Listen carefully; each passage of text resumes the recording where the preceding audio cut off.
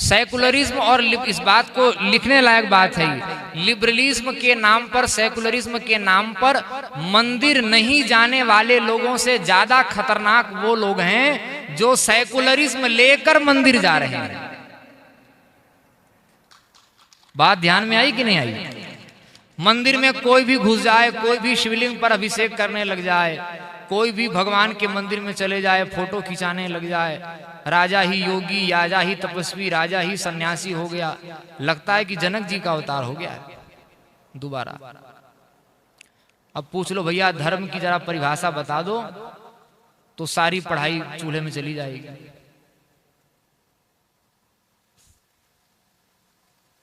जिन्हें राजनीति की परिभाषा नहीं मालूम, जिन्हें भारत शब्द का अर्थ पूछ लिया जाए कि ठीक से बताइए, जिन्हें भारत शब्द का अर्थ नहीं मालूम, अरे भारत के स्वरूप को तो छोड़िए, बहुत दूर की बात है, जिन्हें भारत शब्द का अर्थ नहीं मालूम, वे लोग सफेद और पीला पैजामा कुर्ता पहन करके, लाल पीले हरे गुलाबी झंडे ले करके वो ठेका ले रहे हैं कि भारत का कल्याण तो हम ही कर सकते हैं, व्यास वशिष्ठ ने तो बंटाधार किया, हम कल्याण करेंगे।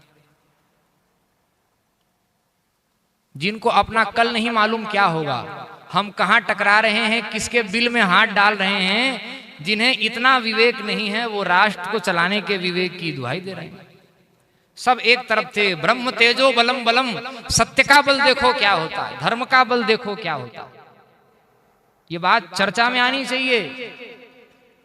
पूरा एक राजनीतिक दल का आईटी सेल भारतीयता का नाम लेकर के विश्व को मार्गदर्शन देने वाले भारत के सार्वभौम धर्म गुरु का विरोध कर रहा है। धर्मात्माओं के ठेकेदार होने का प्रमाण पत्र लेने वाले लोग कर रहे थे कि नहीं कर रहे थे? अब पूरे खूब धार चलाई, तो उससे तो वोट बैंक बढ़ जाना चाहिए था, खूब बढ़िया मजबूत हो जाना चाहिए था। बाबा जी लोग भी सब जय हो कर रहे हैं, बड़े बड़े छत्र सिंहासनधारी लोग सब वहां पर शरणागत हैं। पत्रकार तो देखो तो वहां पर बिछे हुए हैं कालीन बन करके, और जितने ब्यूरोक्रेट्स हो सकते हैं वो सब जेब के अंदर हैं। जनता तो पूरी मगन है, क्या बच गया था। इसलिए बहुत पहले ही जिस समय ये प्रकरण चला श्री राम जन्मभूमि का, उस समय मुस्कुराते हुए जगत गुरु जी ने हमसे कहा था, एकांत में हंसते हुए कई बार कहा, अधिष्ठानम तथा कर्ता करणं च पृथक विदम विविधास्य पृथक चेष्टा दैवम चैवात्र पंचमम।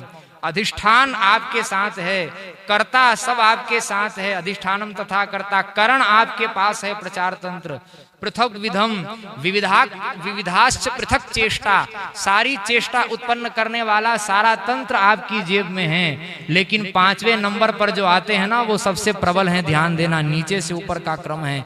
दैवम चैवात्र पंचमम, वो दैव, वो परमात्मा किसके साथ है, ये देखने की दृष्टि जिसके पास नहीं है, नेता नहीं हो सकता। नेता का मतलब नेत्र संपन्न का नाम नेता है, वो अंधा है, वो नेता नहीं है। परमात्मा के रुख को समझ नहीं पाया। महीनों पहले जगत गुरु जी ने कहा था, 4 चीज तो खूब बलिहारी है, आपके पास में जरा भंडारा है, लेकिन दैवम चैवात्र पंचमम, दैव अगर विरोध में चला गया तो सारी चीजें धरी की धरी रह जाएंगी। बोलो परिणाम क्या निकला? सारी शक्ति लगा दी, अपने आप को हिंदुओं का ठेकेदार कहने वाले, गला फाड़ फाड़ के चिल्लाने वाले लोगों को शर्म नहीं आ रही थी। चुल्लू भर पानी तो बहुत होता है, अपने पसीने में डूब के मर जाना चाहिए, एक बूंद पसीने में। हिंदुत्व का नाम लेने वाले लोग सनातन धर्म के आचार्य का गुप्त प्रकट विरोध करने के लिए बानक बना रहे थे।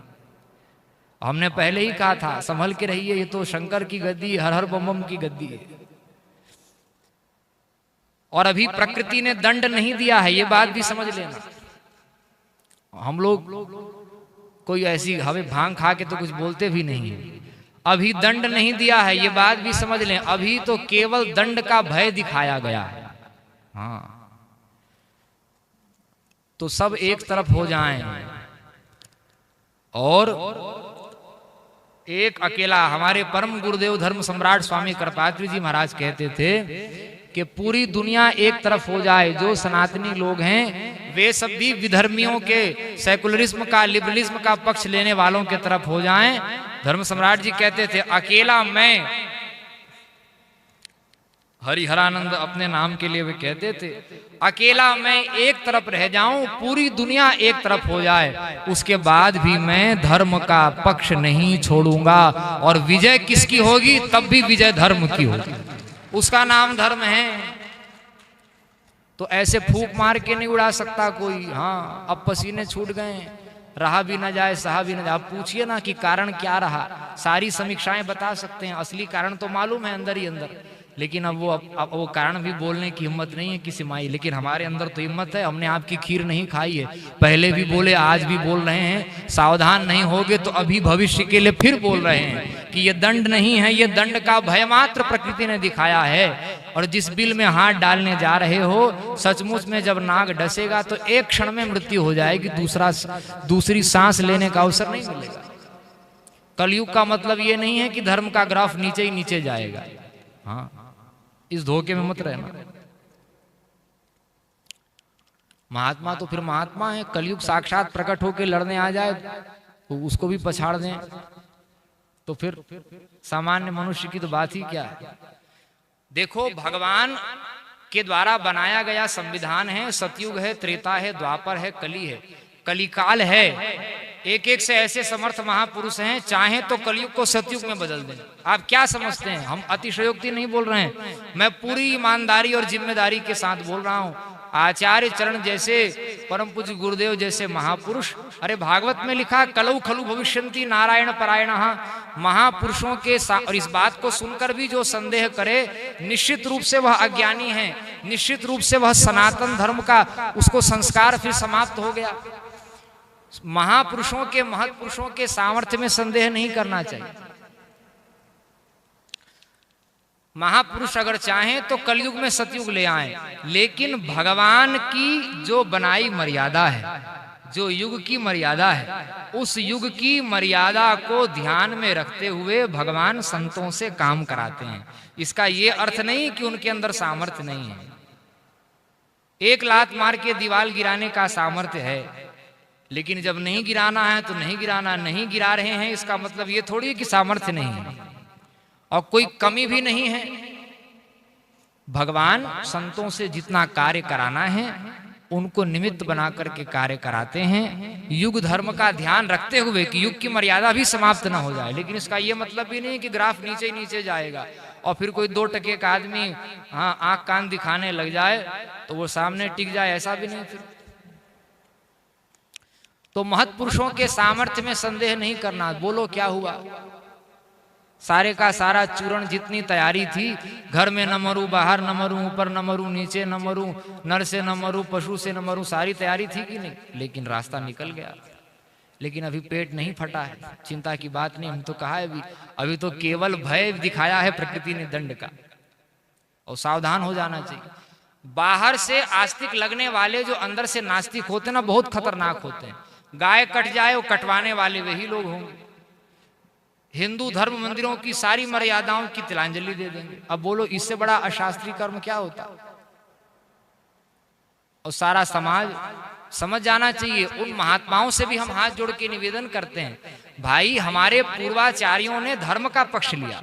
हम जो माथा भर के चंदन लगाते हैं और समाज से दक्षिणा लेते हैं, इतनी बड़ी बड़ी गाड़ियों में हम लोग घूमते हैं, हाँ समाज में किसके लिए घूमते हैं? महात्माओं को नंगे पैर जाना है, धर्म प्रचार के लिए हम लोग सबका आश्रय ले रहे हैं। और जिस धर्म प्रचार के लिए, जिस धर्म के नाम पर हम लोग ये सब चीजें हमारे लिए वैध हो जाती हैं, उस धर्म के विरोध में जाकर के इसका संग्रह अगर हम लोग कर रहे हैं तो विचार की आवश्यकता है कि वो धर्म का प्रचार हम लोग कर रहे हैं क्या धर्म का प्रचार कर रहे हैं?